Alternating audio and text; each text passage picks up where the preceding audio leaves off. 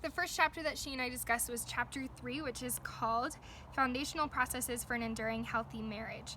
Got my notes right here so I don't get it wrong. But she and I spent a decent amount of time talking about contractual relationships versus personal dedication. And you know, in marriage there's ebbs and flows, and we're human and we make mistakes, and so sometimes it's like, well, you said you were going to do this and then I'll do this, which we know is dangerous.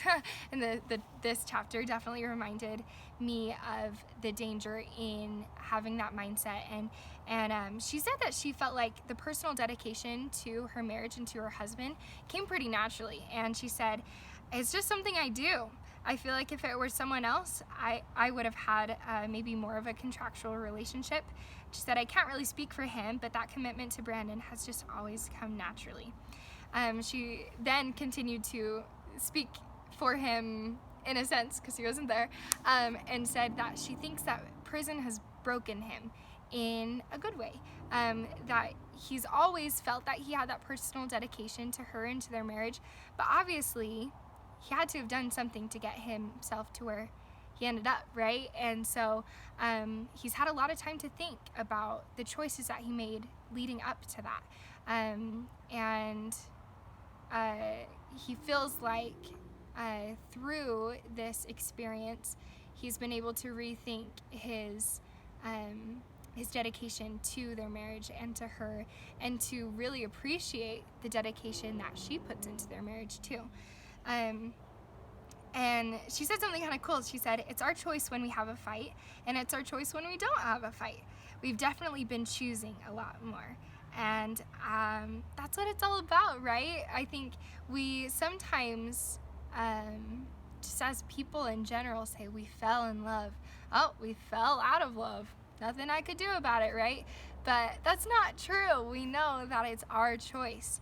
And I love that they're both choosing to choose each other more.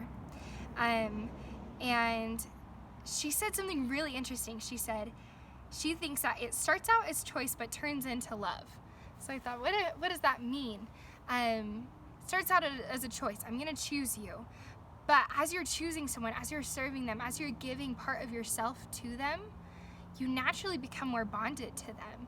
And it's easier to love someone when you choose them and when you serve them and when you give a part of yourself. So I thought that was kind of a fun way to think of it. It starts out as choice, but it turns into love. And of course, you continue to choose as that love grows as well. Tabitha has a lot of friends, and she really likes having friends over, but she said something really interesting in talking about boundaries. She said that there are friends that are allowed on her patio, and they can have a barbecue, and they can just small talk and enjoy that. There are people that are invited into her living room, and they can get a little bit more comfortable and talk a little bit more about life. There are people invited into the kitchen, and then they can really get personal. And the only person who's invited into the bedroom is Brandon. And she was talking literally that that's something that she does to set boundaries with other people.